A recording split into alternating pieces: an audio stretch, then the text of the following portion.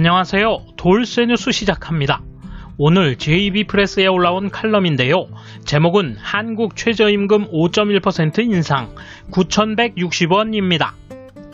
한국의 최저임금이 내년부터 9,160원이 될 전망이라는 소식을 계기로 한국의 노사주장과 일본의 침체를 분석한 내용인데요. 일본 누리꾼들이 자신들의 현실을 토로하며 민감하게 반응하고 있군요. 통 크신 구독, 좋아요. 7월 13일 한국의 김부겸 총리는 최저임금 심의위원회가 2022년의 전국일률 최저임금을 5.1% 인상하기로 결의하자 노사 양측의 수용을 요구했다. 2022년 1월부터 최저임금이 9,160원이 될 전망이다. 한국의 최저임금 변화는 다음과 같다. 2015년 5,580원, 2022년 9,160원 예정. 고용자와 근로자의 견해가 다를 수 있지만 양쪽 모두 불만을 넘어 분노하는 양상이다. 그만큼 시각차가 있었다. 한국 경제는 수출 호조 등으로 회복세가 뚜렷하다. 2021년의 실질 GDP 성장률은 4%대에 이른다는 견해가 잇따르고 있다. 하지만 7월 들어 코로나 감염자가 급증하고 있어 회복 시나리오가 향후 어떻게 될지 불투명하다. 최저임금 9,160원, 환율을 100엔 이퀄 1,038원으로 계산하면 882엔, 대충 1엔 이퀄 10원으로 계산하면 916엔이다. 일본의 2021년도 전국 가중 평균 최저임금은 902엔이다. 환율 나름이지만 여기에서도 한일 역전은 다가오고 있다. 한국에 진출한 일본 기업들 사이에서는 이미 한일 임금 역전이 이루어졌다는 목소리도 적지 않다. 교육비 지급이나 휴일 매입제도 등 일본에서는 생각할 수 없는 제도도 있어 실질적인 인건비가 역전되고 있다. 한 일본 대기업의 한국 현지 법인장은 이렇게 말한다. 한국에서의 임금 인상 속도가 언제까지 이어질지는 모르겠다. 반대로 일본 본사의 임금 인상 수준이 지난 10년 이상 너무 낮아진 것 아니냐. 최근 한일 물가 역전은 여러모로 느낀다. 코로나의 영향으로 최근 일본 기업의 한국 주재원들은 집에서 혼자 식사를 하는 기회가 늘고 있다. 그들은 마트 음식이나 생필품 가격은 서울이 훨씬 비싸다라 말한다. 최근 4년 만에 일본에서 귀국한 한국인 사업가도 음식점, 커피숍, 편의점, 슈퍼 어딜 가나 서울은 비싸다. 언제부터 이렇게 됐느냐고 빈정대는 투로 말한다.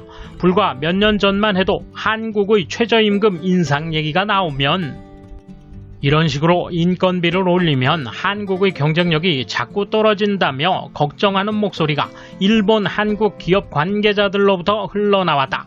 지금도 이 목소리가 높지만 동시에 일본의 임금 및 물가가 거의 오르지 않는 우려도 커지고 있다. 이에 대한 일본 누리꾼 반응 보실까요? 이거 어려운 문제네. 부정하는 것은 간단하다. 그러나 예를 들면 일본에서는 전혀 급여가 오르지 않은 것은 사실이다. 다만 최저임금 문제와 정규직 급여를 일률적으로 얘기할 수는 없지만 잡지나 인터넷에서 구인 광고를 보면 이거 최저임금 아니면 그 이하가 아닐까 하는 생각이 드는 경우가 많다.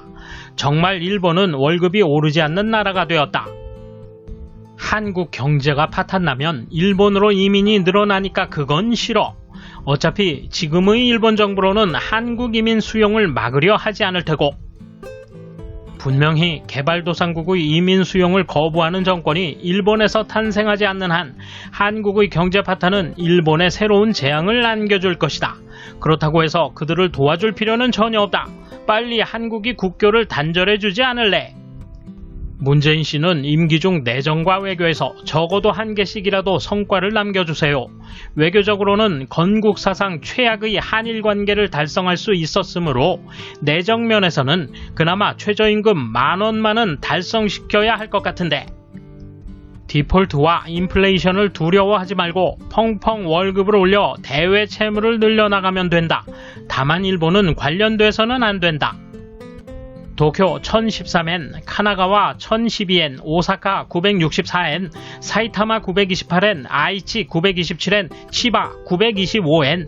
여기까지가 한국보다 많은가? 교토는 909엔이다. 월 17만 엔인지 16만 엔 하는 정규직도 있다. 그것도 토일 공휴일 130일이 아닌 연간 휴일 100일에 8시간 노동 상여 없음. 최저임금으로 일하게 하고 책임은 사원이 진다. 이래서는 생활 못한다. 물가가 오르는데. 대학 졸업자의 초봉이 25년 전과 얼마나 차이가 나는가. 세금의 차액은, 사회보험의 차액은, 소비세도 붙어 있으니까 실수령액이 1만 엔 많아도 나라가 가져가 버리니 옛날보다 빈곤하다. 그래서 저출산도 심해지지. 지금 아이들은 대학 졸업이 옛날 고등학교 졸업만큼의 가치밖에 안 된다. 결혼해도 아이 하나가 힘에 부치는 거 당연하지 않나? 앞으로 8%가 넘는 임금 인상으로 1만 원을 달성해야 합니다. 한국의 훌륭한 대통령 밑에서 숫자만큼은 어떻게든 클리어해야 합니다. 그로 인해 고용이 줄어도 폐업하는 사업자가 늘어나도 모두 가게를 개업하면 경기는 계속 유지된다는 거겠지요. 사업이 쇠퇴하는 것은 나라 돈을 써서라도 유지시켰던 경험을 살려야 합니다. 도시의 아파트 가격 상승도 좋은 재료입니다. 결코 가격이 무너지지 않도록 확실히 가격의 토대를 정부가 계속 떠받쳐야 합니다. 실업률 증가, 제자리 임금, 재판이 정체되는 것은 한국의 사활이 걸린 문제입니다. 제대로 미래지향적으로 해주길 바라겠습니다. 잘 될지 모르겠지만 이 대목에 관해서는 어느 정도 한국에서 배울 점이 있다. 왜 일본의 소득은 거의 30년 정체되어 성장하지 않는가? 경영자의 태만과 그것을 방치한 정치의 책임인 것은 분명하다. GDP가 늘어나지 않는 것도 국민소득이 늘어나지 않기 때문이다. 같아 보여도 나라 형편은 각각 다릅니다. 타국이 하고 있기 때문에 우리도 라는 사고방식은 아니하지 않을까요? 게다가 코로나 사태 때문에 언제까지 이 상태가 지속될지도 모르겠고, 임금을 못 줘서 직원 수를 줄이거나 최악으로는 회사가 도산 또는 폐업하거나 외국계 기업이 부상하면 일자리가 없어져 서민들이 곤란하지 않겠습니까? 무슨 일이든 밸런스가 중요합니다. 일본의 월급은 분명히 지난 수십 년 오르지는 않았죠. 설령 10% 올랐다고 해도 30년 전 소비세가 도입돼 세금이 부과되기 때문에 엔겔 계수가 높은 서민 입장에서 보면 실제로는 줄어든 것이나 마찬가지입니다. 물론 소비세 외에도 연금은 납입 금액이 늘면서 지급액은 줄었죠. 요양보험도 새롭게 도입되었습니다. 인구가 감소하는 일본은 점진적으로 경제를 유지할 수 없게 돼가고 있습니다. 코로나 사태로 이전의 경제 내용과는 달라질지도 모르겠네요. 돌쇠 한마디. 부정적 해석만으로 한국의 최저임금 인상을 비판해보지만 눈앞에 아른거리는 자신들의 본 모습에 우울함을 감추지 못하는군요. 감사합니다. 돌쇠 물러갑니다. 이번 소식은 여기까지입니다. 시청해주셔서 감사합니다. 돌쇠처럼 꼬직하게, 마님처럼 화끈하게.